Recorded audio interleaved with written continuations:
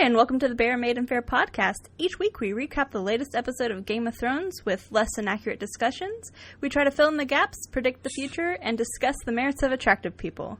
No promises on no spoilers, but promises we didn't know they were spoilers. I'm the Bear, Liz Loxley. And I'm the Maiden Fair, Mia Moore. Alright, so we're going to start this episode off like with every episode, what we messed up last week. And I made the mistake because I'm the one who says where they're at. Well, to be fair, I think this was an easily messed up mistake. So basically, we thought that Sansa and co were at Moat Cailin, and we said that all episode long. And then I immediately listened to A Cast of Kings, another Game of Thrones podcast, when it came out, and they were like, oh, she's in Winterfell. And I'm like, there's no way. They were talking about Moat Cailin, and then turns out we were wrong. Yeah, we also got an email from a new listener who was like, hey, just want you to know. So thanks. I believe your name is Brian. I didn't look it up before this because I'm a bad host.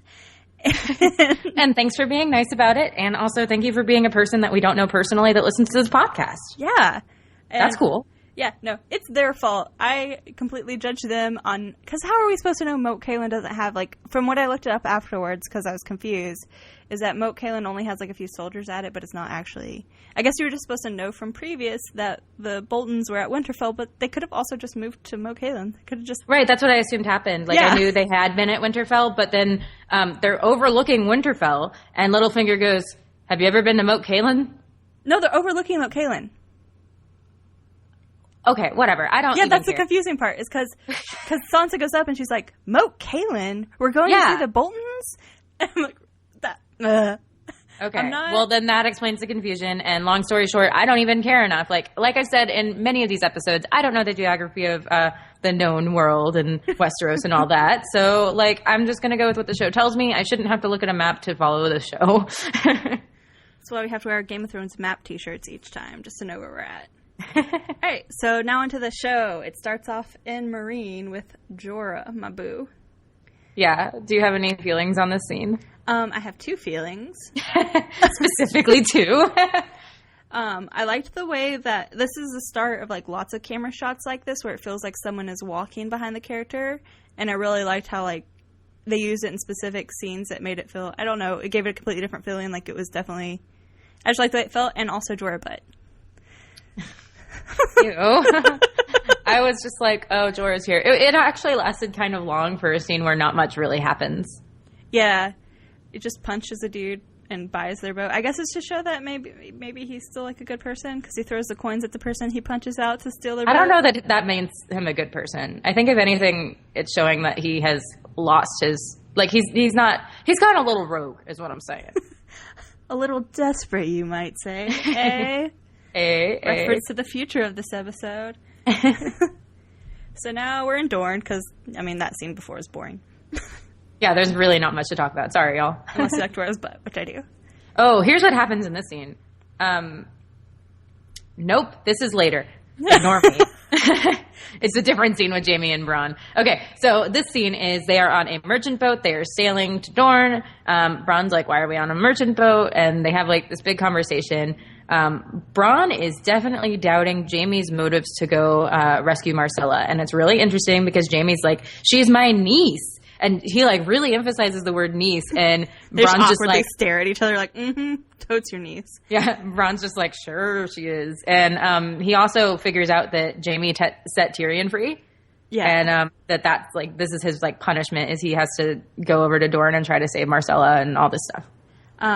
One thing I wanted to note is while it shows Jaime beforehand, before he goes down with Bronn, he looks at Karth, and I think that's probably something that's going to come up again, because otherwise why would they show him looking at Karth / the Sapphire Isle? And, yeah, we haven't even seen Karth in, like, since season 2. Yeah, which is why I thought it was important that they mentioned it for some reason. Good catch.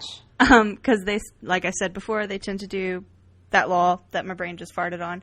Anyways, my only notes for this was that Bronn is like, just tell me it's your fucking child and your waifu / sister is mad at you. Oh my god. It even gets worse later into this episode. Like, he's just like, I know.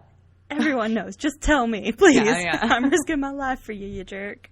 Do you feel like this season has been a little more heavy-handed in foreshadowing, or is it just that we're paying attention more? No, because I've always paid attention this hard. Like, last season we did too, but it's definitely them coming away from the books and becoming their own, and it's a kind of a I like it and I hate it.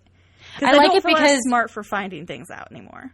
Yeah, but I also like it because it's easier to keep up with. But I've noticed that a lot of the plots that we've had so far in this season have been resolved or like acted on, I guess is correct, because it's not really resolved yet, but within the next couple episodes instead of it taking a couple seasons to play out. Yeah, which is nice. Yeah, and I think from a show watcher perspective, I think that's way better. I do think that we're losing some of the subtleties, though. But I've been noticing that with just because, like, I was rewatching this episode, and all of the last time on Game of Thrones, which I really need to stop watching those, but all of them were like this time. All of them were like from this season, and almost all of them were like furthered this time around. Like it was all like heavily hinted towards, and then it all happened. You know, so it feels more cohesive almost. I think what they're trying to do is now, since they're completely doing their own thing, is that since they're getting away from the books, I think they're trying to wrap up all the book things that they need to wrap up immediately and switch over to how they're going to tell the ending. Yeah, that makes sense. Like, okay, so a lot of our book reader friends are like, I'm going to stop watching the show because I'm so mad. But on the other hand, I feel like I understand their anger, but I feel like if I'd spent so many hours with the books, that it would be better if it differentiated this much, because then the books don't lose their value in the future. Yeah, it's a different medium. I do think it's weird that they waited until the 6th season to do it. Wait, what season are we on? Is it 5? 5, yeah. But yeah, I don't know. I'm not totally against it, and I think some of the plots that they've added are really cool. Like, Jaime doesn't go to Dorne in the books, apparently. Like, yeah, and pretty much all these stories are completely different. Right, Brianna's different, Sansa's different, all of it's different. Yeah, and I actually appreciate that a lot. Now, I know some book readers are mad because it's basically spoiling books that aren't out yet, and I can understand that. But most of the book readers I've talked to are actually pleasantly surprised with the changes because it gives them something to look forward to with the same characters. I mean, but we're the type of people that aren't against different adaptations of a series. That's true. And also, like, because my boyfriend was talking about, like, he's mad because, like, oh, then he'll learn who gets the throne before he gets to read the book, and he spent hours and hours and hours on these books. So it feels like he's being cheated out as a Game of Thrones fan who's read the books, which I understand and respect. But that's kind of why I feel like if I were a book reader, I'd be much cooler with this, because then the stories are still going to be, like, it doesn't ruin the Winds of Winter at all, because it's going to be completely different. And not to mention, like, yeah, they're still consulting with George R.R. Martin, but there's no guarantee that it's going to end the same way. Yeah, and he's too busy, like, holed up in Albuquerque trying to write these books. Looking at some wolves, I don't know. Only 2 things he does is write and look at wolves. Okay, we should get back to the actual show, though. Nah. Do you want to move on to the next scene in King's Landing? There's also, he tries to lie about releasing Tyrion and be like, he murdered my father. If I ever see him, I'll split him in 2. Oh, yeah, I didn't believe that at all. Yeah, saving face, because he's really bad at it still. Yeah. I mean, because I'm sure he's sad his dad's gone, but, like, I wouldn't even blame Tyrion if he was my brother. I'd be like, yeah, okay. Yeah, pretty much. Be like, yeah, he was kind of a jerk. I get it. But I guess their family's falling apart now that he did that, so... Yeah, but it was barely hanging on by a thread anyway. So now we're in King's Landing, starting at the small council. So, Cersei, here is my note for this scene / a couple upcoming scenes. GTFO Tyrell family. Yeah, I know. That's pretty much all this is trying to get rid of the Tyrells. And it's so obvious, too. Like, Cersei's definitely a lot less subtle, and I wonder if that's just the show writers doing that, or if it's partly her losing her charm. No, this is supposed to be, like, how she's in the books. Like, I don't know for a fact, but I know this is supposed to be, like, Cersei falls apart right now. Yeah, and that's what I think it is, too. But, so she, like... Mace Tyrell, which is Marjorie's dad, right? Mm-hmm. He is talking coin. He's like, hey, we don't have enough coin for this. And she's like, oh, well, go to Bravos and renegotiate with the bank. And it's so clearly something that she's already thought out. Like, it's not an organic idea at all. She's like, leave and go to Bravos. And he's like, Mirren, already ready for you to take you away. Yeah, and we see Mirren Trant again, which is interesting because, like, they keep showing him by name, and now he's going to Bravos. Yeah, and he's been around before, like, for obviously seasons and seasons. But this season they're trying to, I think, maybe make him very obvious that he's Mirren Trant, which that's also that's where die. Arya is, and he's on her list. So I mean, whenever they name a character that has been there but hasn't been important, and they start to get screen time, I'm just like, okay, so you're dead. And like, or you kill someone. They're going to Bravos. Like, there's no way it's not Arya. Also, Mirren Trant was the one who fought Syrio in the first season, and Syrio was the first Bravosian. So you also have that, and that could also be a thing. My favorite line from this part is, I think it's Qyburn. Qyburn's the only person left, I think. Qyburn and Pycelle. Okay, so it's one or the other. They're both old dudes. He says... Pycelle. Okay. I think. Sorry. He says the small council grows smaller and smaller, and Cersei goes, not small enough. Yeah, it's Pycelle because she wants Pycelle gone too, but she wants Qyburn on the council because Qyburn has her back. Nuts. She likes crazy people. Okay, so next is Cersei. Speaking of crazy. Cersei and the High Sparrow talk, and I think that this is going back to the last episode when the High Sparrow is like, hypocrisy is a boil, and lancing a boil is never pleasant. They're lancing the boil now. Literally by showing images of them stabbing the beer things? Yeah. Okay. The beer barrels or ale barrels. I also said, like, my note for this... Okay, no, wait, hold on. So we forgot. So Cersei's like, I hey... have tons of notes for this, too. I should put that in the wrong order. You're good. Cersei's like, hey, don't you want to be armed so that you can, like, serve swift justice to people who are sinful? And he's like, yeah, I guess that used to happen way back when the Targaryens ruled. Like, we could... I mean, that hasn't been a thing. And she's like, well, here you go. You're armed. So she basically has this army of people who are punishing anyone who sins, which, let's be real, is everybody. And they are so gruesome, which is crazy because just last episode you were getting some real Jesus vibes from this guy. But his people are destroying everything. They're cutting these barrels of ale open on the streets. They are taking prostitutes by their hair. They're being violent. Like, they are very against sin. Okay. So what I have to say about the scene between Cersei and the High Sparrow is that, first off, it starts off with a click clash of a note from House Aaron, which is Littlefinger. So I think that they're showing that Littlefinger wrote back and that she got the note, just making that, like, forward transgression. Wow, that's not the right word. You know what I mean, people. Yeah. I'm like, I understand. I forget we're talking to other people. So, let's see. All sinners are equal before the gods. I'm trying to... Oh, and at one point, Cersei's like, what would you say if we had a great sinner among our midst? And he says, may the gods judge him justly. And that's when they show the Sparrow Army attacking, which is also called the Faith Militant, which is a thing that has existed before. And I believe Rhaegar's reign is what they said. That Rhaegar had a Faith Militant, but then they got rid of it in the Baratheon days. Probably, because it makes no sense. Yeah, and my thought whenever they were like... talking about what would you say if we had like a sinner in our midst or whatever is Cersei? Is that you? Like, I was thinking, I couldn't tell who it was. I mean, I knew she wasn't being like, hey, look, take me, I'm a sinner. But like, it's gonna backfire on her. Yeah, I mean, because she is the worst. Like, but like obviously later we figure out it means Loras, but even then I was like, that was not an expected person. But I guess that's the point. Well, that's because also the way that they've dealt with being gay so far hasn't been so much of a sinful thing. Yeah, they didn't show it until right before that it was sinful. Yeah, and we also saw our first male nudity. In the most sad way possible. And it was also gross. It was like old gay dudes, and they were like getting beat up. One of them was young and had a very large penis. Oh, well, I didn't... I guess I wasn't looking at the penises because they were getting abused and tortured. The second time I did. I was just noticing the differences in their ages, bodies, and extra parts. I don't know if they're extra parts, but okay.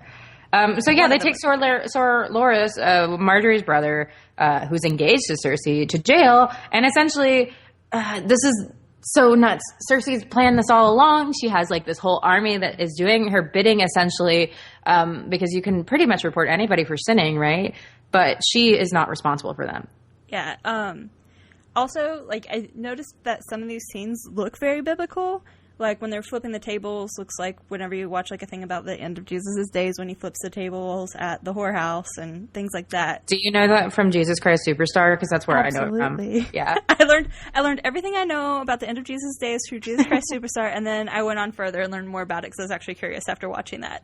When we went to go see Jesus Christ Superstar, yes, we were together because when are we not? I didn't know the plot, I guess, of that whole biblical story. So whenever he like flips the tables and is all mad at people for partying, I was like, Jesus, that was a cool party. Why'd you break it up? And then I found out later it's because people were like prostituting themselves and like, I don't know, doing drugs or whatever. And I was like, yeah, they were doing wrong things in the house of the Lord, which is kind of why I think these scenes look biblical. And I feel like they're supposed to be like people who know those Christian images are supposed to. Like, hey, if you know Christian images, let us know, because we are probably the worst people to be assessing this. Yeah, I look at like biblical stuff is the same way I look at like Zeus and Hera. Like I just like, oh, pretty. Like, oh, that sure is a historical thing. Yeah. So let's see. Do I have anything else? Oh, I noticed that they seemed to make an effort to not kill the women, but just the men. Well, they didn't like hurt any of the. They hurt the women, but they didn't kill them. They just straight up killed the men. See, of course they did. Ugh. So.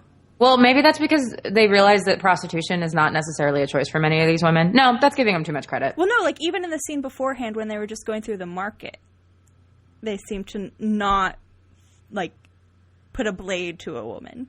Oh, interesting. And I'm not sure if that's just me like being weird because there's other no, things.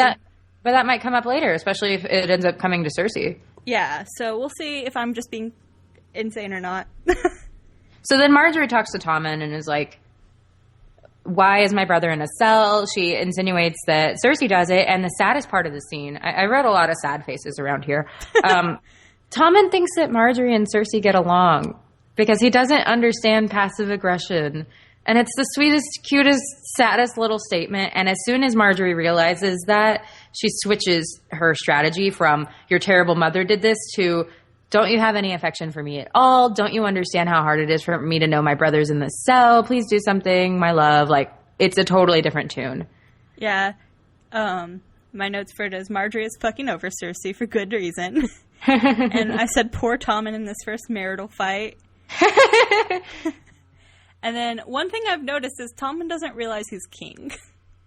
No, he just doesn't. I mean, he knows he's king. He doesn't realize how to yield power because I don't think he ever thought that he would have power. Yeah, I don't think he realizes he can be like, Mom, fuck you. You go to prison. Like, because that's the kind of person I would be in that situation.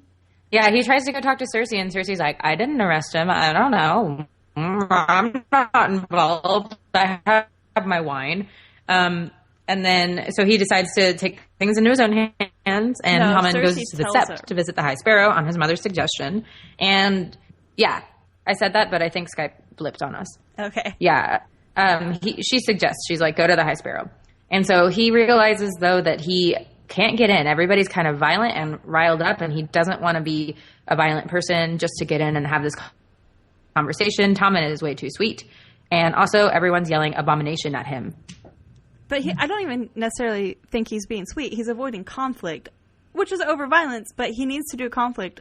This is showing his major weakness as a king is that he won't do conflict, which is the one thing you have to do as king. That's literally what you're doing, is fixing conflict. But I think he just doesn't like violence in general. Like, I think he's just a really gentle soul, and that's why. Like, I think he could probably handle conflict in other ways, but not with violence. But I feel like you also have more, like, compassion for that kind of character because you're much more... Like, I'm more like that. Yeah, and I'm much more like, hey, I'm going to stab you.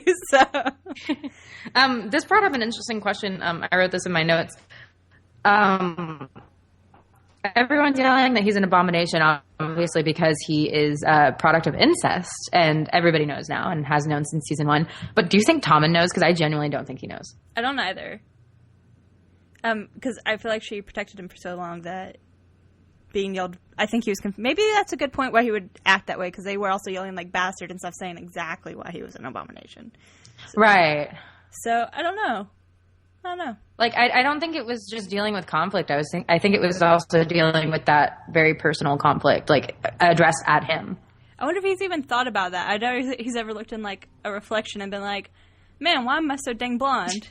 My daddy was dead when I was really young, so he has like no idea really of who Robert was. So I would see like he wouldn't necessarily think, oh yeah, my uncle's definitely my papa.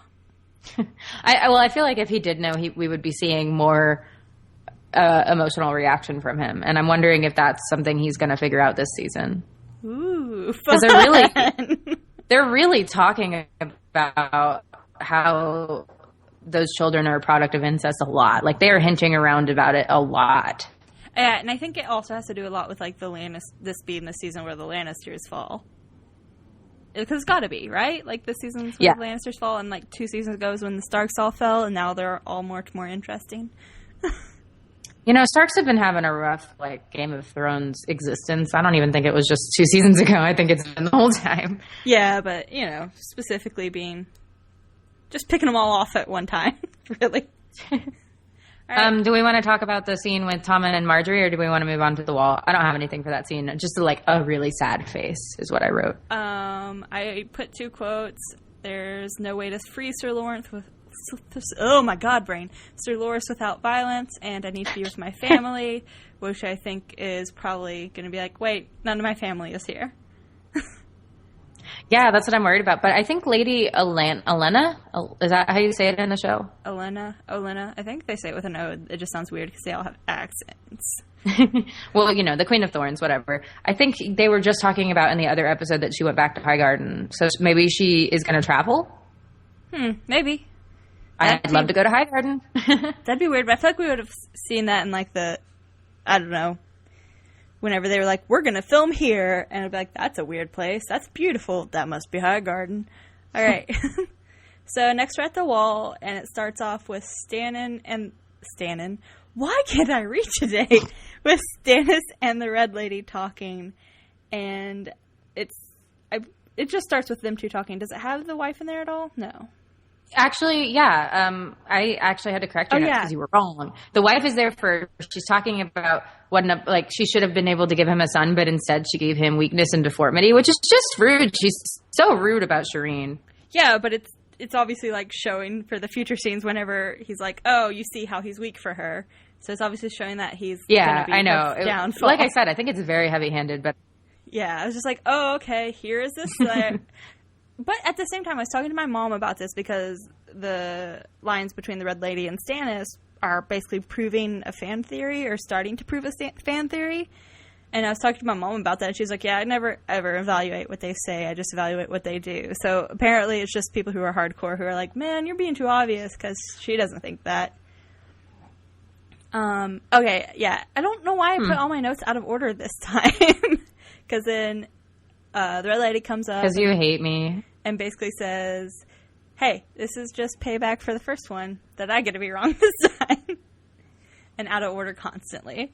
These scars mean nothing to the Lord of Light. He is the chosen king, and her father's blood runs through her veins. And then they're looking over Jon Snow and being like, why are you so obsessed with some tavern slut? Son of some tavern slut. And he's like, perhaps, but that wasn't Ned's way. And we aren't going to say the fan theory here, we've decided, but we are going to talk about it, and the fan theory is called R plus L equals J. If you are curious and want to know about it, you just Google that, and it'll come up. And it's not even a spoiler, because it's not even true, and it's also so heavily hinted that I think it's basically canon, even though it's not, in my opinion. Well, I feel like it's a spoiler now more so than it would have been a week ago. Because now they're kind of like heavily handing it rather than beforehand. It's like, oh, this is just an idea we have as fans. Because also, I agree with that. We as like show watchers don't have the same information that the book readers have that gives them that theory. Yeah, absolutely. I agree with that. So yeah, we won't talk about it in detail. Also, something I noticed in this scene, I think I realized why I don't like Melisandre. Are you ready? Mm-hmm. When she says her lines, she does it in kind of a sing-song way, like she's preaching everything. And I think that's a character decision, but I realize it drives me crazy. Oh, yeah, that's part of why I call her a Hot Topic goth. Because she's so performative in everything she does that it never feels genuine or honest. And so, which I feel like is definitely how you're supposed to feel, is that you're supposed to feel either that or you're supposed to feel like she's powerful, but I definitely feel like she's always lying because of it. Yeah, I realized, I don't like her very much, and I never have, but I just realized this week that it's her delivery of the lines that makes me not connect with that character at all, and I think that's what you're supposed to get out of it, but it was really heavy in this scene, and I was just like, God, stop acting so hard, but I know it's the character. I love her eyebrows so much, and I would like her so much more as a character if she wasn't so annoying, because her eyebrows are so good. Also, she's always naked, and I love that. Like, she's got a really nice body. I know, and I think she's Texan. Sorry. Or she lives in Texas or something. Huh. Okay. I'll take that one for the team. Like, woohoo, 1 point Texas. Yeah, for some reason I remember looking at her Twitter, and I believe it was her because she was at a convention and being like, Texas, what? Okay. Anyways, Melisandre confirms Stannis' loyalty to her and no one else, but also says that Stannis only needs faith and not her. Whatever. So then there's a scene with Jon Snow and Samwell. This is pretty basic. My only note is, he's sending mails to the Boltons. That's it. I said Sam tries to sneak a Roose Bolton letter in. Conflict. But, like, honestly, wouldn't that be, like, a really great revenge plot? Or, okay, so here's the thing. They're the Wardens of the North. You know who's prisoners in the North? People that Jon Snow knows. Like, is that really the worst people to have sent to the wall? No. Oh, that's true, because he would just be getting old Winterfellians. Probably, and if not, then he's getting people he doesn't like that are Bolton fans, and if that's the case, then he can just treat them terribly, and that's fine. Yeah, well, I doubt the Boltons would send anyone that's Bolton aligned. They would definitely send people who are aligned to the Starks there so that they lose a lot of their power. Because then they become someone who's to the Night's Watch and blah, blah, blah, blah, blah, blah, the things Jon Snow says all the time about loyalty and honor and stuff. Yeah, so I don't think that's actually the worst thing that could happen. I think if that happens, maybe Jon Snow could even amass like the North Remembers kind of army. Yeah, I mean, they're definitely suggesting that somehow the Starks are reuniting at some point this season. One of the Starks is going to reunite with one of them, and I do include Reek as a Stark just because he was with them in the first episode. Oh, okay. And he's more of a Stark than he'll ever be a Greyjoy. Absolutely agree with that. So then Melisandre shows up. So then up. Melisandre comes in like she does. And, okay, so remember a couple of episodes when she was like, Jon Snow, are you a virgin? Well, now we're seeing that pop up again. Because those lines. Oh, at all? No, I was just like, why are you here? Well, I mean, I don't know why she asked him that because, like, I'm pretty sure she probably would have come on to him either way, but I guess she was trying to make her intense and... See, my thought was that it's like she's trying to create a smoke baby or something like that, and she's trying to use his power because she knows he's special, and so that he maybe could have not been a virgin to do that. Like, he would have had to have popped his little cherry. Ew! Why did I say that in such a gross way? Ew, that was nasty. Yeah, so anyway, my other note, she says, well, he's like, are you going to show me a vision? I don't really like visions. And she's like, no visions, no magic, just life. Which, I guess she's like, feel my heartbeat. But she's really like, feel my bare breast. Look at my pussy. Like, that's what it starts out, because he puts his hand right there, and I'm like, do not do this in front of me. I am with my mom. Yeah, like, I was just like, huh? And then one of my notes says, Melisandre, you Harpy. And she talks a lot about them being two parts of a greater whole, and she seems to think that Jon is the other half to her, like, her other half. And I'm wondering... does that mean that she thinks that he's a red priest? Like, she says that he has a lot of power. Like, does he have the ability to activate the god of light? Like, what's up with that? What's happening? See, my thought on the quote is, there's a power in you. You resist it, but that is your mistake, blah, blah. My thought is that it's another reference to R plus L equals J. Being that. Yeah. But I don't even know how that would still make him powerful other than the R. This is so hard to explain without spoiling. Yeah, but I don't think that's it. I mean, maybe it is. I don't know. But then, okay, so so Jon Snow says, no, I can't do this. I swore to the Night's Watch. Also, plus, he still loves Ygritte, and he says that, and it's real sweet. And then she turns around and delivers the best line in this episode, and she says, you know nothing, Jon Snow. And now that Zed told Jon Snow that he knows nothing, so I'm sure he's cementing it in his brain by now. But my question is, like, can Melisandre read minds? Can she communicate with the dead? How the fuck did she know that was a thing? Yeah, I feel like that's what you're supposed to ask with this, is how does she know more powers? Like, how does she know that? Because it's definitely a reference to his former love. Or maybe it's just like they have redhead power. That's what I was thinking. Well, what if they're like two incarnations of the same thing or something? I don't know. Also, her eyelashes looked amazing in this scene. I don't know. I was really obsessed with her face in this scene. Like, her makeup was really good, I guess. Like, but you can clearly see she's wearing mascara. I know that's not a real point. It's just a thing I needed to say. All right. So next we see Stannis with his Princess Shireen. And she comes in all bored and stuff. And they're kind of having, like, a standoffish father-daughter moment where standoffish fathers don't know how to talk to their young daughter. So, like, oh, are you bored? I guess this is a boring place, huh? And Princess Shireen is just like, "Are you ashamed of me, father?" And then he goes into this. That is not how that happened. Yes, it is. A little bit, but she was like, "Oh, I know that you didn't want to that mom didn't want to bring me here." And he's like, "What makes you say that?" And she's like, "She said she didn't want to bring me here." That's like one of the best lines in the show. Like, yeah, she's the worst. Yeah. But then this is Stannis. My notes are weakness. You're so weak, Stannis. And then 2 sad faces, like crying faces, like, oh, that's so cute.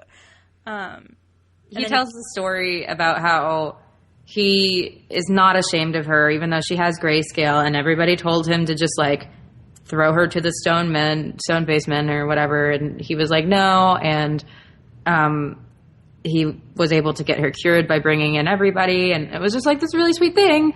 And I wrote that it was a really sweet, awkward dad moment, because when they hug, it's awkward.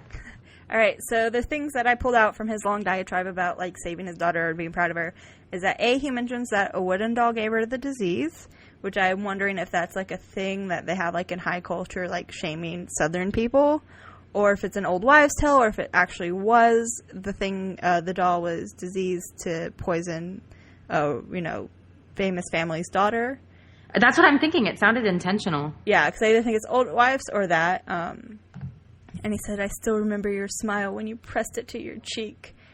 Another thing I noted is that apparently there is a place for stone men in the ruins of Valyria, which would explain why people around Daenerys are much more actively talking about stone men, like they were in the last episode when the other Red Priest was talking about the stone men.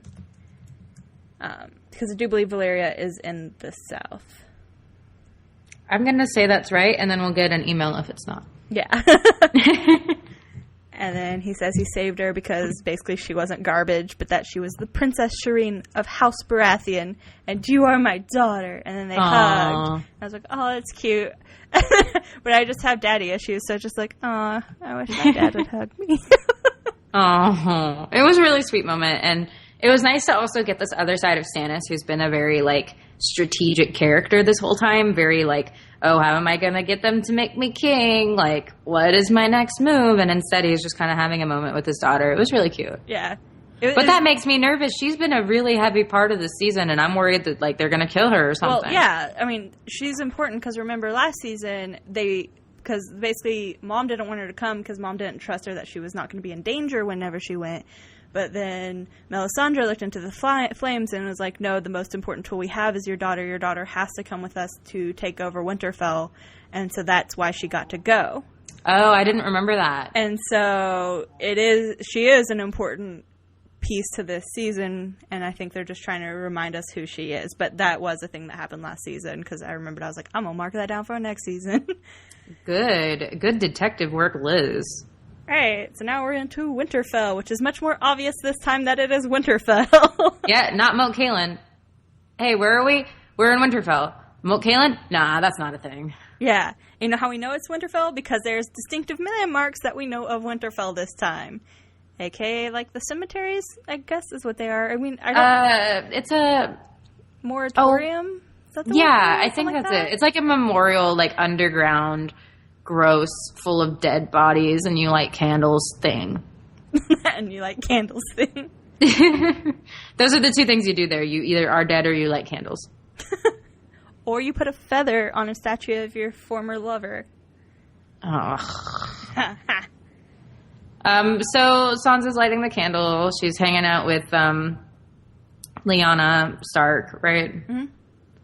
And Littlefinger shows up. She also finds the feather that Robert put on her statue back in season 1, which was shown in the before on.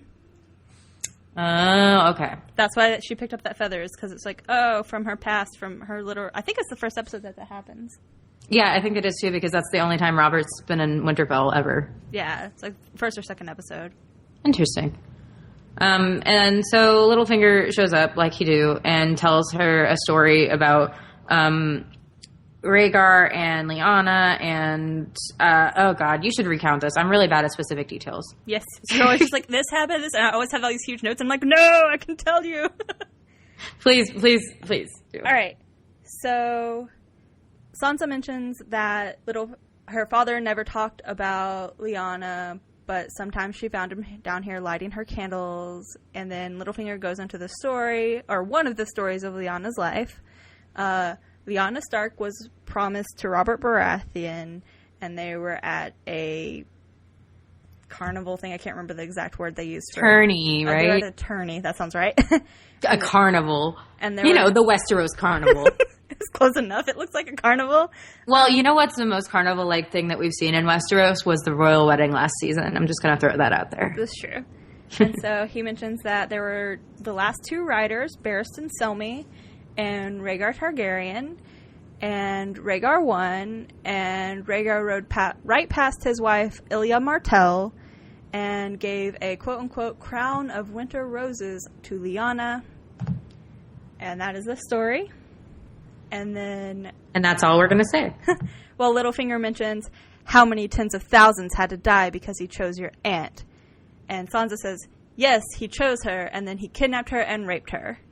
And that's another mention of what is probably R plus L equals J. You can Google it. It'll make sense once you do why they would say this scene. Because otherwise, this scene doesn't really make any sense. Yeah, essentially. Yep, so that's not, again, it's essentially confirmation in my head. Mine too. Because I bet you anything in 2 episodes it'll come out with how heavy-handed they're being. Yeah. Well, I mean, they're already, yeah. Okay, so anyway, the next thing that they talk about is what's going to happen to Sansa. Well, let's speak somewhere where the dead can't hear us, which was such a weird saying, but I wonder if it has anything, special to do. Because why would you go closer to the entrance? Oh, yeah, you're right. That doesn't make sense. Yeah. Anyways, sorry, that was something that just bothered me. Well, I wonder if maybe people were, maybe there's a spot to hide by the dead bodies, but not closer away. Anyway, that was weird. You're right. I didn't even pick up on that. Now I'm all thrown off. So Littlefinger and Sansa start strategizing what they're going to do. Littlefinger has to go back to King's Landing, and Sansa's like, what's to become of me? So Littlefinger predicts that Stannis is going to come down to Winterfell and beat Roose Bolton. He's got a much bigger army. He says if he was a betting man, and he is, he would definitely bet that Stannis would win. And that Stannis will probably rescue Sansa and make her the Wardeness of the North, giving her Winterfell. He also says that she's the last surviving Stark, which actually made me laugh out loud. Because he knows everything but that. Yeah, well, his knowledge is starting to get less and less relevant in this season, which is fascinating. But it's also because he's moving out of King's Landing, I think. So then she's like, what happens if either Stannis doesn't win or Stannis doesn't come to Winterfell at all? And he says, well, then you make Ramsay Snow your bitch. And I genuinely, this came up on a Cast of Kings, so I'm kind of stealing their discussion. But oh, you already listened to it? No, last week's. Oh, okay.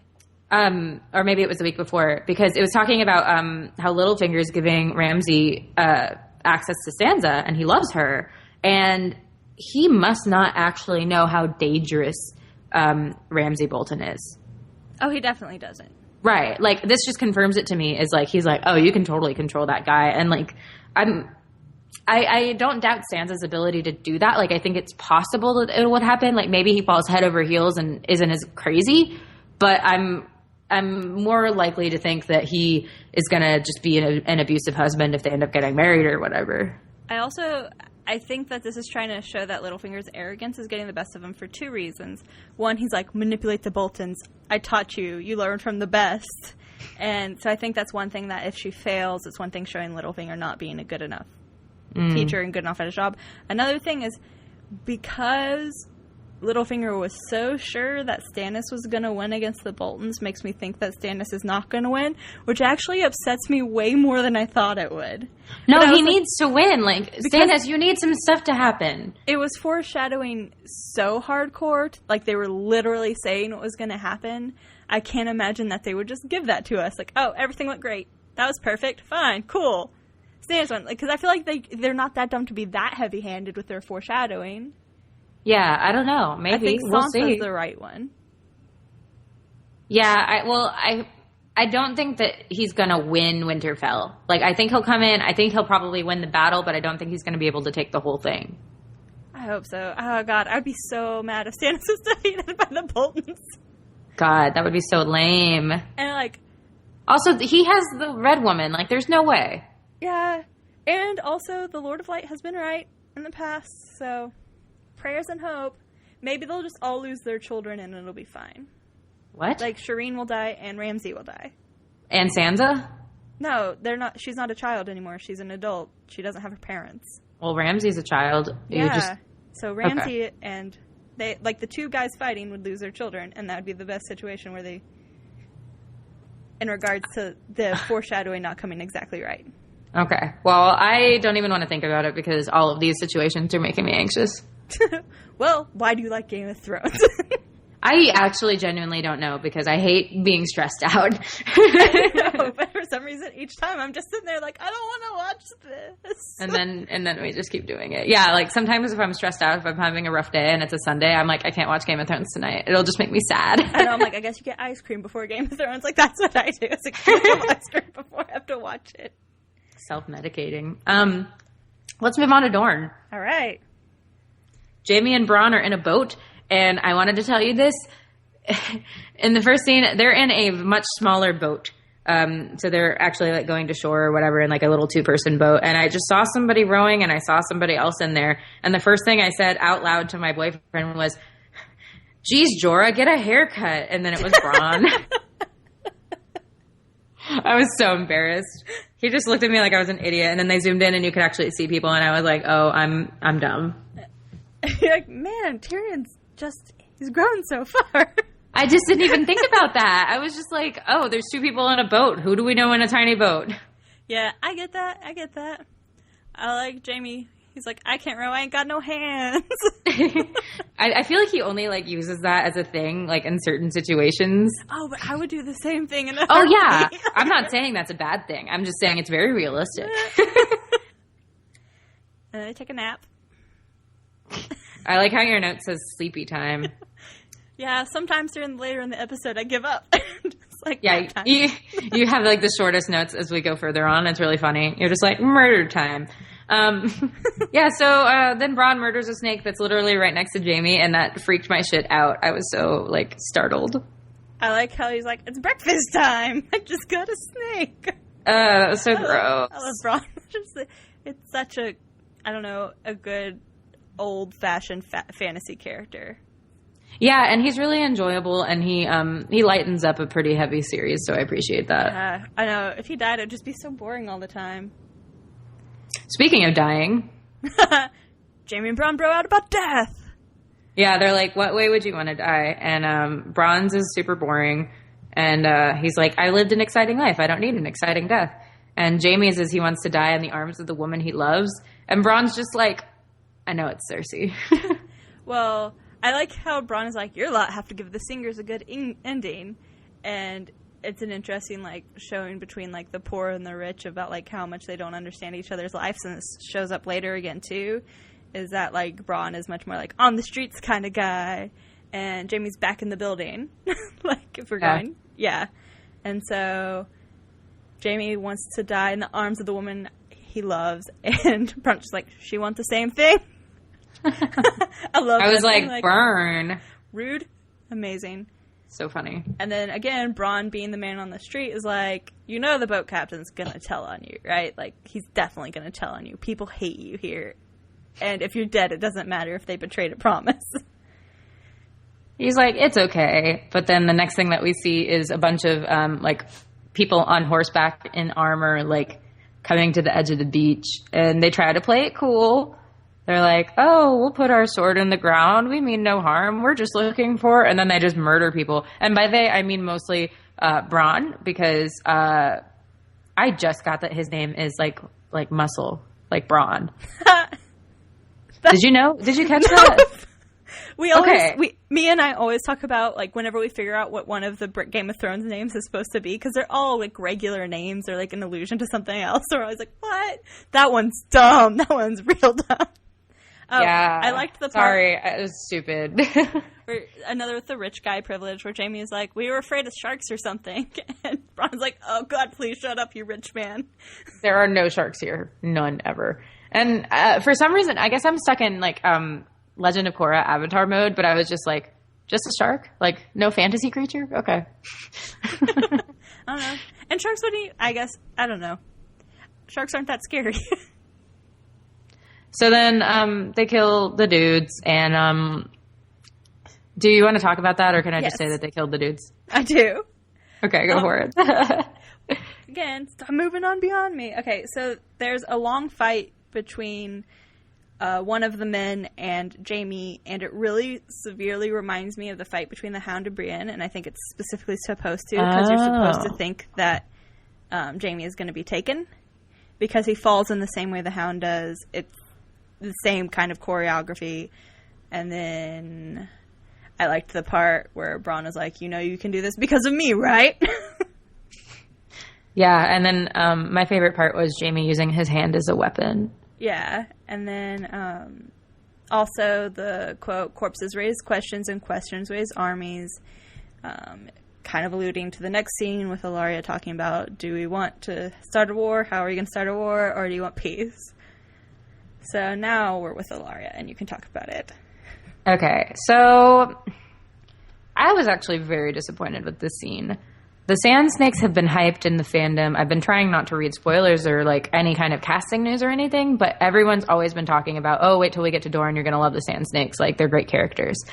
And this, as their intro scene, I felt like was a little underwhelming. We see three sisters. They all have different moms. Oberyn Martell is their dad. Only one of them is Ilaria's kid. And she's basically like, hey, Prince Duran won't do anything. Will you guys help me avenge your father? And they all say yes. And they're all really badass. Like, one of them has a whip and totally whips a bucket off the ship captain's head. That was Nim, I believe. Okay, so the boat captain that would most likely tell on them in the last scene now has already told on them, so they know Jamie's in Dorne. And then one of them tells a story about a spear, and she kills him. What? They have names. That was Obara. Okay, I don't know which is which yet. It's been one scene. Okay, Obara is the most masculine one. Okay. And she was the one that had the full armor on, and she was the one who went in the diatribe. Nim was the other one that wasn't her child, and I believe the other one's name is something like Tien or something like that, and that's her child. Okay. First off, Ilaria looked majestic as fuck on that horse. Like, that was so beautiful. That's the other thing. Where the hell are they? Like, why are they meeting in the middle of nowhere in a tent? Because they can't talk about that on land. They're literally committing treason. Oh. I figured things were different in Dorne. No. I mean, still committing treason, still, like, going against the prince and trying to start a war is not different, like, in any place. Even if it were the most liberal of places, that would be fucked up. Okay. Like, what she's doing is fucked up. Okay. Well, I don't disagree with that. I just mean, like, I thought it was weird that they met in the middle of nowhere. I also liked that she was wearing, like, a full headdress while riding the horse, which I feel like is good for American audiences to see, like, there is a logical reason to wear stuff like this in a land that is full of sand. I feel like it's important that, because I think white people don't understand it. They just think it's all about oppression and not logic. So that was just one thing I noticed. I was like, oh, she looks so amazing. And then basically Ilaria talks about how they don't need an army to start a war, and that they're basically fighting over who's going to get to Jamie's daughter first, Princess Marcella. I knew if I said princess, it would eventually come to me at the end of that. Yeah, you're right, like Princess Baratheon. I really liked Obara's speech, but I do agree with you that I was like, so we have been hyped over all these sand snakes for so long, and we don't even get to really meet two of them. Well, and even her speech, I thought the delivery was really flat, because the Game of Thrones social media page on Facebook, they shared some of the text from that scene today, and just reading it, I understood the story way better. I thought the delivery was really flat. And even when I rewatched the episode, I was like, man, this is not a great telling of this story. Like, because there's a couple things I thought were misconstrued. In the story, she says that her mom cries and says that she was too young, just a girl. And I think the mom is referring to herself, not the daughter. And I got it the other way around the first time. And then Oberyn's like, you have to choose your weapon, either the spear or the tears. And she chooses the spear. And, like, I just feel like I didn't get that much out of that that whole monologue the first time. And I don't know. Now I'm not looking forward to their part. And I also think there's more sand snakes. Did they cut them out entirely? No. They're just not the important ones, I'm assuming. I'm assuming they wanted to introduce us to these because introducing us to 7 girls at the exact same time, we would never, ever, ever be able to differentiate. But I already know who these 3 are now because I, like, wrote it down in my brain. I'm like, this one looks like this one looks like this. It's like I definitely know what, like, the daughter of Ilaria looks like. Right, I know her I definitely too. know what Obara looks like. The other girl I don't really know yet, but hopefully in context of the others, I will get her. I could tell her apart in a lineup with all 3 of them. Yeah, but I remember before when there was casting news, like they hadn't announced all the casting for the Sand Snakes and people were worried that some of the most important ones were not there. And I didn't ever hear any conclusions to that because like I try to stay out of that. But I guess that's something to watch because I don't want to be spoiled on it either. But if they lumped in a couple of the different Sand Snakes into each other and made them fewer characters, it wouldn't surprise me if that's why this was kind of flat. Yeah, I could see that too. And they didn't quite like fully flesh out their characters yet to figure out who was in which girl. I could see that.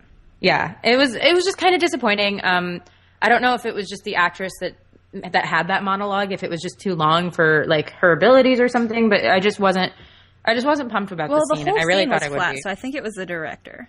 Okay, let's blame that. Because Ilaria hasn't been flat this entire time, but the way she was like, "You must choose Duran's way of peace or my way in war," and it's still just like, not to mention that she already said that the Sand Snakes were with her. Like that's like this was such an unnecessary scene.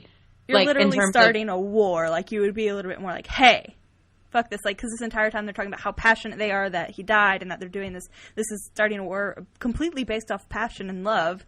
So the scene should be more passionate and love. Because none of them, you would not from that scene understand that they were starting a war because they loved their father. Yeah, that's totally true. And I also thought it was lame just because she's already established, she's already said, the Sand Snakes are with me. They want revenge. So why, like, what's the purpose of this scene? It just felt really disjointed to me. Like, this is the first scene I think I haven't been very happy with this whole season. I mean, they're definitely trying to show that, like, they're a badass because she's like, I made my choice long ago after killing someone with a weapon, choosing, you know, weapons over tears, but it still... I mean, the murder was cool. I liked the murder, but I always liked that was really cool. And taking the bucket off with the whip was really cool. So it kind of introduced us to their different weapons. I don't know. I was talented, like, at fighting. Yeah, I just wish it was a different thing. And I know that they also like made Tien. I'm not quite sure her name. I just know it's like cute and small. Yeah, that the name is because she's cute and small. That's how I put them together, and showing that she's the actual daughter of Ilaria. By trying to make her a little bit more like, of course I'm with you, Mom. But it's a little she was definitely like, Mama. Yeah. And that just made me feel like, do your sisters like you? Apparently the other 2 don't like Ilaria that much, but they love their father. Yeah, that makes sense. Did you get that from the after the Game of Thrones thing? Yeah, I think so. Yeah, that's where I got it from. It was either that or Cast of Kings. That's where I learned everything from that I don't know here. All right, so now we're in Marine. Final scene. Long scene, but final. Yeah. This was a thing. Yeah. So first it starts off with Tyrion and Jorah at the boat, which, first off, Tyrion talking into the gag to get what he wants was more, like, it was such a good Tyrion scene, because it was, like, the perfect comical for Tyrion. Yeah. Was he singing into it? I think he was just going, wah, wah, wah, wah, wah, wah, wah, wah, which is what it sounded like to me, but it's so great. Also, it was really funny. Oh, Westeros? Really? Because it's West? I was cracking up because I knew they would address this whole I'm taking you to the queen thing. Yeah. Like, I love how they addressed it. I thought it was really good. The only thing I didn't like about whenever Tyrion is piecing together who Jorah is it reminded me of Light from Death Note in that he was just too damn good at it and it didn't seem realistic. I literally said Tyrion Sherlock's the fuck out of Jorah. Yeah. Exactly like Sherlock from the BBC current Sherlock. I was like, oh, you can up this. Yeah. And it's not that it's even unrealistic of him to be able to do that. It was just the way that it was presented. I was just like, okay, Tyrion's OP. Yeah. Yeah. It just, yeah. It was, I mean, I know Tyrion's supposed to be that smart, but still. Yeah, but he has to be likable too, and that's a really tricky balance. Like, he needs to be clever, but not obnoxious, and that was obnoxious. Yeah. And then calls Jorah desperate, which made me laugh out loud. He is desperate, though. I thought it was so funny that he's like, oh, you really think you're going to win the queen back with this? I'd say that she has an equal chance of pardoning you and beheading me and an equal chance of doing it the other way around. And I was just like, yeah, he is not thinking this through. Or he's that desperate. And then Jorah's like, wah! And then bitch slaps Tyrion. Yeah, which is also hilarious. Like, usually I don't condone violence, but in hilarious situations, it's fine. So then it goes to Daenerys looking out on her captured kingdom, and Barristan comes up to talk to her. They have a really cute conversation. It's very casual. It's about, like, the last Targaryen reign and just some really nice stories about her family. And then I was just like, uh-oh, he's getting too much screen time. Well, it's basically he tells her the story of Rhaegar, her brother, and that he actually didn't love killing, he loved to sing, and that it was, he went crazy, which is why he ended up killing so much, but he loved singing, and they would go out in the streets, and Barristan would go to protect him to make sure no one would kill him, and then Dany tells him to go sing for her. So he goes out to the streets to, like, patrol. And then Hizdar Zolarak, the guy who wants the fighting pits, comes back and he's like, bring me the fighting pits, because right now the masters and the slaves, the former masters, former slaves, they don't have anything to connect them. The only thing they have is traditions, and right now that tradition, the fighting pits, are shut down. I also like the scene where Verdario's like, Hizdar's here, and she's like, I can protect myself from Hizdar, like he's just such a weak man. Yeah. The two quotes I liked is, all men must die, but not all men die in glory. And then I didn't have the exact quote, but the traditions are the only thing that will hold our city, your city, in common. Without traditions, the masters and slaves have nothing in common. Without this, there's just years of mistrust. And at that exact moment is when they're like, attack. Yeah, so the Sons of the Harpy attack. And it's seemingly random. Like, they just go onto the street and kill some people. But then that chick is there. The same chick that was involved in... same one? It's the same chick because she's got the crazy hair. See, I was just thinking they have whores on their side and that the women were on their side. I think it's literally just the same one person. Okay. As I don't know. I don't know for a fact. Now I'm skeptical. Just like that time I thought that prostitute was pregnant, and I don't think she is.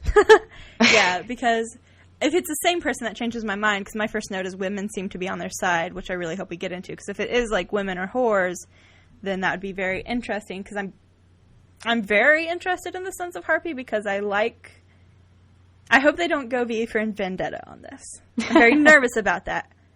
But I also like anarchist stories. Yeah, so I'm interested to see where this goes, but it seems to be the same woman. She's on their side.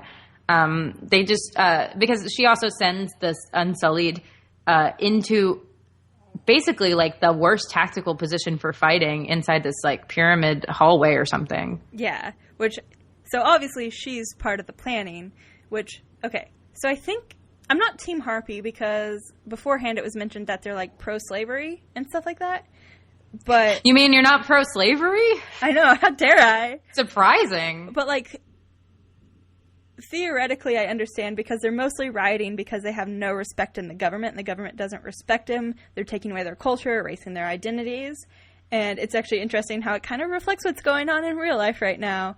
And also one thing I noted is that there appeared to be both slaves and masters in the Sons of the Harpy based off their outfit. There was both uniforms in the Sons of Harpy. Yeah, so that's really interesting to me. Like, their motivations, I totally understand. Like, I think this is a total natural consequence of what Dany's been doing. So I do like this plot line a lot. Yeah, and I like that there's consequences for Dany. Addressing that she keeps erasing all these people's culture to make fit her own, so that she can... Because it basically seems like she wants to create her own little Westeros without actually having to do the work to become the Queen of Westeros. Right, she hasn't done anything to go over there yet. She's like, I'll just keep my white man next to me from Westeros so I can feel like I'm taking care of Westeros, but actually I'm not. But I won't address any of the needs of the people, like fighting pits and things of that nature. So let's talk a little bit about the fight itself. Right. The Sons of Harpies are surprisingly well equipped for people that are... Like, I'm starting to doubt the Unsullied are really that well trained. Oh, yeah. Or at least they're forgetting their training, because Dany's like, you're free now, so she's not actually training them, so they're not they don't have the same skills that they would have had 2 years ago or a year ago because they're just not practiced. Yeah, absolutely. That makes a lot of sense. Yeah. The Sons of Harpy are using mostly knives to just stab people and slit throats and stuff. The Unsullied have spears. So it's actually really, like, it's an interesting, like, matchup, I guess. Yeah. I'm not usually into fight scenes. I actually liked this one. Also, the way the Sons of Harpy are attacking, they're doing many people against a small amount of them. So their long-range weapons are going to be as useful with many people, but their short-range knives will be useful because they can just crowd and stab. Yeah. Thanks, video games. So Sons of the Harpy are winning here. My favorite part of the scene is whenever Grey Worm's helmet comes off, because one of the Sons of Harpies like knocks it off, because otherwise you wouldn't know it's Grey Worm, because all the Unsullied like have the same uniform and their faces are covered, and you have to know it's Grey Worm because shit gets real. Yeah. And then it's like, uh-oh, it's Grey Worm. And then it shows Barristan following Dany's orders as among the people. And then he hears, what is the sound that... There's some sound. I think people screaming and running, so he walks... Yeah, people are running away, so he runs toward the places that they're running from, yeah. And then they all fight. It's really cute because they, like, look out for each other. And so, okay. So we're going to be completely honest, we were spoiled on the ending of this. Actually, though, I'm not totally convinced that Grey Worm died. I am. I don't think it's totally possible he could have survived. They don't show the actual death part. But I think they suggest it because they're both lying next to each other covered in blood. Yeah, I mean, like, it's not great. It's not a great situation for him to be in. But I'm wondering if he doesn't actually die. Because a couple of the things that we were spoiled on from that spoiler tweeter were not entirely accurate. They were just summaries of these plots. So, like, one of the things was Sansa's getting married to It was Bruce Sansa Bolton. marries Ramsay. Or which Ramsay. They didn't. Right, and it was based on the first 4 episodes, so that's why we know that wasn't entirely accurate. I think they were just trying to put general spoilers in there instead of, like, being very accurate about it. Yeah. So Grey Worm could still be alive. At least, like, maybe the first 5 minutes of the next episode, Dany will come, Grey Worm and her will talk, or Miss Sandy will come, or something. Like, there could be a moment. There's a potential. But so I rewatched it, like, thinking, like, if I didn't know what happened... And it definitely, like, when Barristan shows up, it's 100% a moment where you're supposed to think, maybe they'll make it. But because I knew that they didn't. Yeah. So, like, I tried, that's why, because everyone was saying the scene was super emotional and this episode was super emotional. It wasn't emotional at all for me. So I was like, I've got to figure it out why.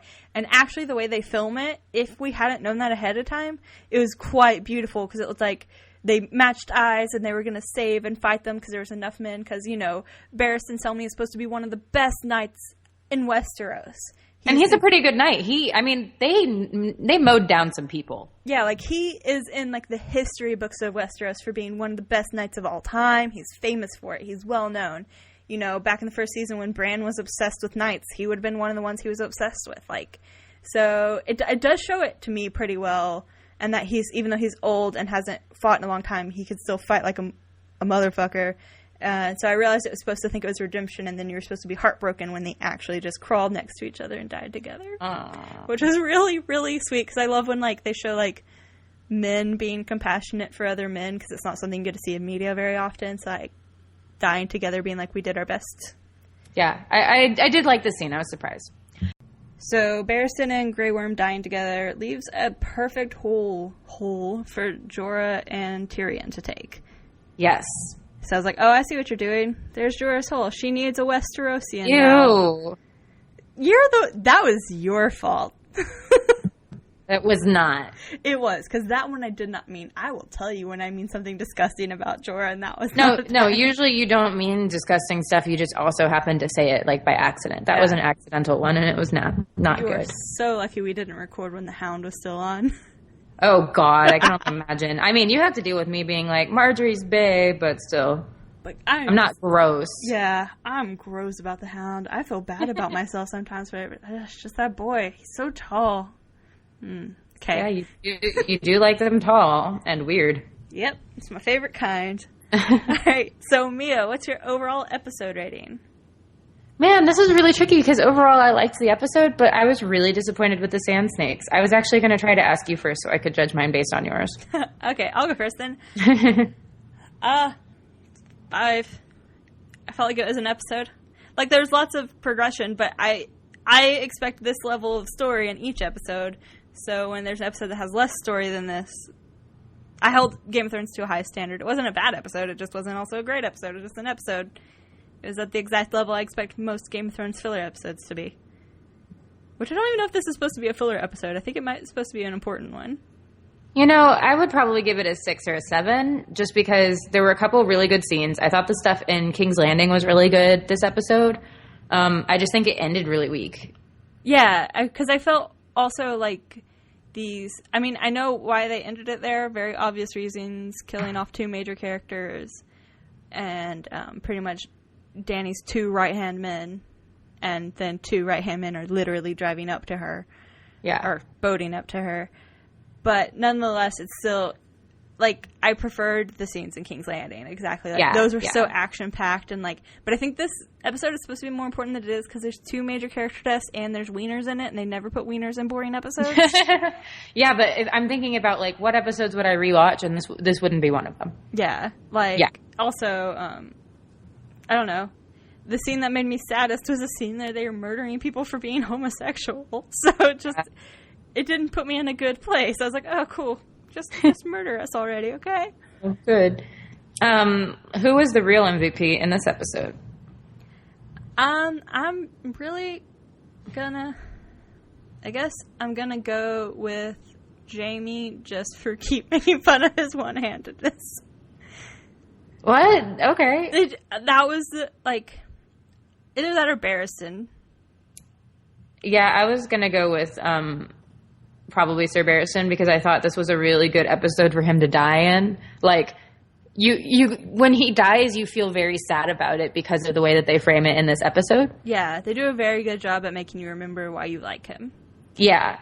I'm really sad because I definitely thought with the Sand Snake episode that my MVP would be one of the Sand Snakes. I guess they were just hyped too much for me. Yeah, that's definitely the problem, because Obara was cool. She would have been cool had I not had 148.7 people tell me that I was going to love the Sand Snakes so much, that they're the best, that you're going to love the Martells and you're going to love Oberyn's daughters. And just wait until you get to Dorne. You're going to love this plot. Yeah. It was a weak scene, and that doesn't mean that the overall plot's going to be terrible, but it didn't do it for me this time. Right. And what do you think the best outfit was? So here's the weird thing. The best outfits were totally the Sand Snakes. Like, I loved that they all have, like, you know, very similar structure, but it uniquely tells the story of their character in different ways. Like how Obara had almost all armor, but then the youngest had, like, kind of like her belly was covered and hers is like Ilaria's. And Obara, hers was all like it almost looked like boiled leather armor, like it was very hard. Yeah. Like you could really see their personalities in their clothing. And like her tight high pony. Yes, I loved it.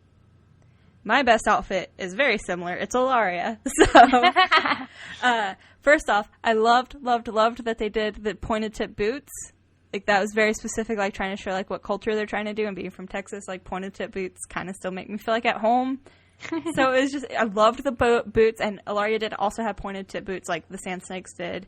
The dress, went all the way down, but then had an opening at the front so you could see the top of the boots and the harness. Like, that is one thing I'll say about this scene. I loved all of Ilaria's looks physically this episode. Like, while she's on the horse, wearing the horse looked good. The horse had a cute outfit. Like, that is one thing. Yeah, she's always looking good. I feel like we're going to see a lot of best outfits from Dorne this season. Yeah. Because they just have a very unique style. I think we've seen King's Landing. And they're much more, like, closer to our natural styles, too. And I think they're sluttier and being from the South. I don't know. I feel like they just fit more with, like, who we culture. Are. Yeah. I get you. Thanks for listening. We have new episodes every Wednesday following an episode of Game of Thrones. You can subscribe on iTunes and leave a review if you like. Like us on Facebook. We're facebook.com/BAMFpod. You can send us questions, comments, or concerns to bamfpod@gmail.com. Follow us on Twitter @BAMFpod. You can also follow your host. I'm @Liz Loxley. And I'm @XOMiaMoore. Also, you can find more info at lilomima.com/BAMF. As well as our donate button, because podcasting is expensive. Valar Morgulis. Valar Dohaeris.